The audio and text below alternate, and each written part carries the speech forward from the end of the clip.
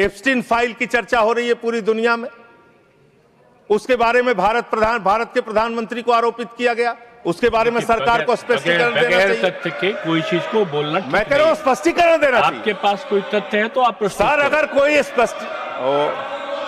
मैं ये कह रहा हूं मान्यवर, संसद है, इसमें अगर आपके पास कोई स्पष्टीकरण तो देना चाहिए। अगर कोई आरोप लग रहा है, हमारे देश का अपमान है मान्यवर। इनके बोलने के बाद मैं आपको समय देता हूं। आप कैसा काम करना चाहते हैं? खत्म होने से बाद देता हूं। अरे भाई, आपके भारत के प्रधानमंत्री पे आरोप लग रहा है, आप लोग उस आरोप का जवाब नहीं देना चाहते। भारत के प्रधानमंत्री पे आरोप लग रहा है, नहीं, तथ्य के बगैर होगा तो आप नहीं लगा सकते। तथ्य के विपरीत अगर आप बोलेंगे तो आपका ये चीज नोट नहीं किया जाएगा। तो मैं ये कह रहा हूं मान्यवर, देश व्यवस्थाओं से चलेगी। यहां बैठे हैं जावेद भाई, संभल के अंदर एक जज ने न्याय का फैसला दिया और उस जज का ट्रांसफर कर दिया जाता है। यह जुडिशरी की हालत आपने कर दी है, ये कर दिया आपने। देखिए, न्यायालय ट्रांसफर करता है जज का। अरे मान्यवर, जज का ट्रांसफर हुआ है, अवमानना होगी। जज का ट्रांसफर हुआ है, जज का ट्रांसफर कोई पॉलिटिकल पार्टी नहीं करती। तो एडमिनिस्ट्रेटिव तो काम हुआ, उस पे ना बोले जो कंटेम्प्ट हो कोर्ट का। और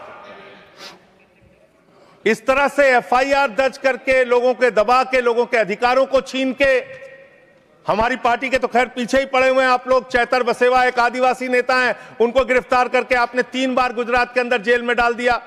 महराज मलिक हमारे विधायक हैं, उनको डाल दिया जेल में। हम लोगों को तो जेल भेज ही चुके। आप रोज मुकदमा लिखते रहते हैं, एफआईआर लिखते रहते हैं। सोनम वांगचुक को अभी भी आपने जेल में रखा हुआ है।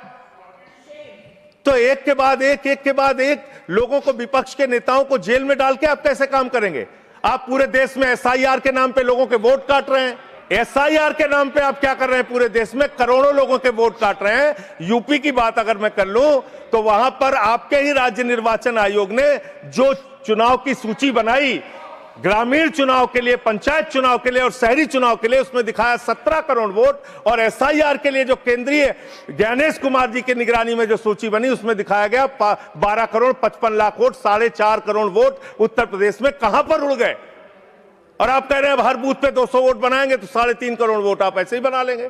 तो एक बहुत बड़ा फ्रॉड है। एसआईआर में आप नेताजी के परिवार को नोटिस भेज रहे हैं। बस खत्म कर रहा हूं मान्यवर। एसआईआर में आप नेताजी सुभाष चंद्र बोस के परिवार को नोटिस भेज रहे हैं, नोबेल पुरस्कार विजेता अमर्त्य सेन को नोटिस भेज रहे हैं, पूर्व एडमिरल को नोटिस भेज रहे हैं। अब कैसा एसआईआर करा रहे हैं? ये एसआईआर नहीं है, चुनावी घोटाला है। मैं कहना चाहता हूं। बहुत बहुत धन्यवाद।